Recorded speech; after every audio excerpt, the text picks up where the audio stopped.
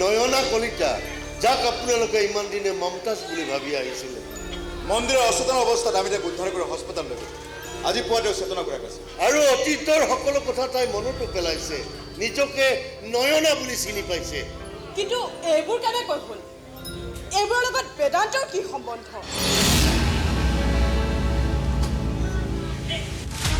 তই এইবোৰ কি কৈছ বেদান্ত? তই চাৰেণ্ডাৰ কৰিবি? কৰিম মই চাৰেণ্ডাৰ। নাই নাই, তই চাৰেণ্ডাৰ কৰিব নোৱাৰ।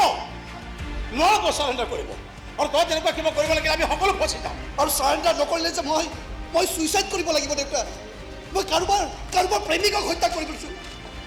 আৰু সেই ছোৱালীজনীকে ভাল পাবলৈ মই পাগলৰ দৰে দৌৰি ফুৰিছোঁ। আৰে মইতো কণ্ট্ৰলৈ গৈ চিঞৰি কম, মই যি কৰিছোঁ এই মানুহজনৰ হুকুম মানি কৰিছোঁ। মোক ফাঁচি দিয়ক, কিন্তু এই মানুহজনকো আপোনালোকে ৰেহাই নিদিব ৰেহাই আপোনালোকে। মই পাগল হৈ যাম দেউতা, মই পাগল হৈ যাম। মই পলাব লাগিব। মমতাজ হাস্পতালৰ পৰা ওলোৱাৰ আগে আগে মই জেলত গৈ সোমাব লাগিব। মোক যাবলৈ দিয়ে দেউতা, প্লিজ। মই নোৱাৰোঁ তাইক ফেচ কৰিবলৈ। মোক যাবলৈ দিয়ে।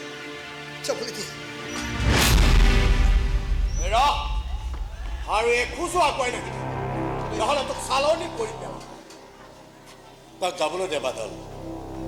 তাক তাৰ পাপৰ প্ৰায়শ্চিত্ত কৰিবলৈ দে। আৰু যদি প্ৰয়োজন হয় আমি সকলো জেললৈ যাম। তই যাব পাৰ বুজা, কিন্তু মই নাযাওঁ। বাদল, তোৰ ইমান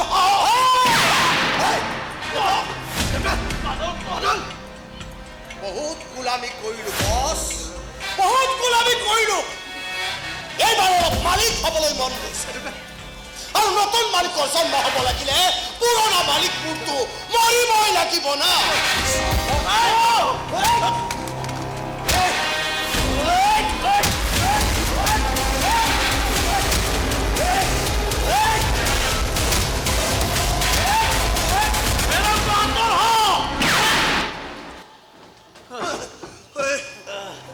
মোক মাৰি একো লাভ নাই মোক মাৰি।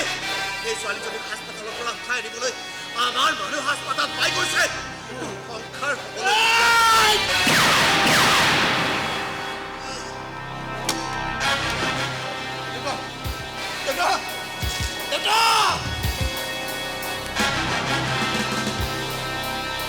নাই, মমতাজৰ একো হ'ব নোৱাৰে।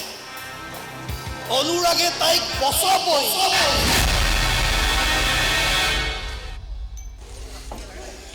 তাৰ মানে বেদান্তই দেউতাকৰ হুকুম মানি বেদান্তই কৌশিকক বুলি হত্যা কৰিছিল। আৰু লোকেল থানাক ফোন কৰি কৈছে আৰু চাৰেণ্ডাৰ কৰিম বুলি কৈছে। সেইদিনা নয়নাই কৌশিকক লগ ধৰাৰ কথা আছিল। সি ঠিকাটুকুলি কৰিছিল। বহুত ডাঙৰ ডাঙৰ ঠিকাদাৰক চেলেঞ্জ দি সি কেইবাটাও ডাঙৰ কাম আদায় কৰিছিল। পুৰঞ্জন হাজৰিকাৰ বাবে কৌশিক লাহে লাহে বিপদ হৈ উঠিছিল। সেই সময়ত পুতেকে তেওঁৰ লগতে কাম কৰিছিল। আৰু দেউতাকৰ কথা মতে বেদান্তই কৌশিকক শ্বুট কৰিছিল। আৰু সেই দৃশ্য দূৰৰ পৰা দেখি বিকটভাৱে চিঞৰিছিল নয়নাই। সাংঘাতিক মেণ্টেল শ্বক পাইছিল। সকলো কথা পাহৰি পেলাইছিল। মনত আছিল কেৱল কৌশিকক ভাল পোৱাৰ কথা। কৌশিকে তাইক এটা নতুন নাম দিছিল, মমতাজ। তাই নয়নাক পাহৰি থাকিল। মনত থাকিল কেৱল মমতাজৰ কথা। তাই কৌশিকৰ কাষলৈ যাবলৈ বিচাৰক। কৌশিক যে দুনিয়াত নাই তাই মানিয়ে নোলোৱা। বহুত চেষ্টা কৰিছিলোঁ তাইক ধৰি বান্ধি ৰাখিবলৈ, নোৱাৰিলোঁ। এদিন হঠাৎ কৌশিকক বিচাৰি তাই যোৰহাটৰ পৰা গুৱাহাটী পালেহি। আৰু তাত লগ পালে আপোনালোকক। অনুৰাগে কথাবোৰ গম পাইছেনে? সকলো গম পাইছে, কিন্তু আপোনাৰ ল'ৰাটো বৰ ভাল জানেনে। ইমানখিনি হৈ যোৱাৰ পিছত মাজনীক শুশ্ৰূষা কৰিবলৈ এৰা নাই। অন্নাবৰত লাগি আছে মাজনীৰ লগত। ছাৰ, কোন তই? মইনে এইখন ঘৰৰ ময়ে মেইন। এইখন ঘৰৰ মেইন জোঁৱাই মই। বৰ্তমান মই শুৱালকুছিৰ পৰা আহি আছোঁ। মই মমতাজক চাবৰ কাৰণে মেডিকেললৈ গৈছিলোঁ। আৰে গৈ দেখো গুণ্ডা কেইটামানে ছোৱালীজনীক জবৰদস্তি উঠাই লৈ গৈছে মোৰ চকুৰ আগতে। একো কৰিব পৰা নাই। অলপ পাছতে অনুৰাগে আহি মোক ক'লে মমতাজ বোলে বেদত নাই।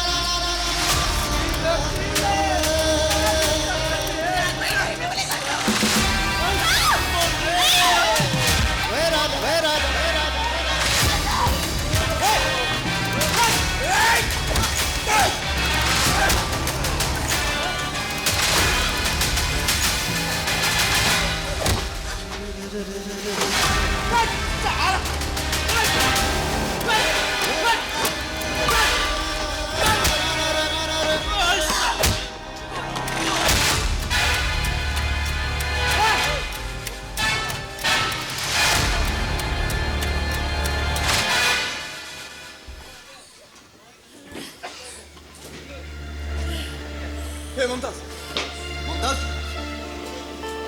মমতাজ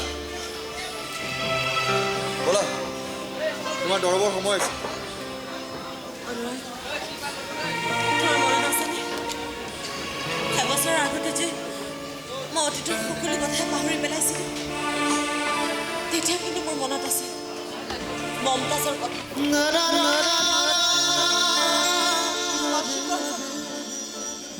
সিহঁতৰ ভাল পোৱাৰ কথা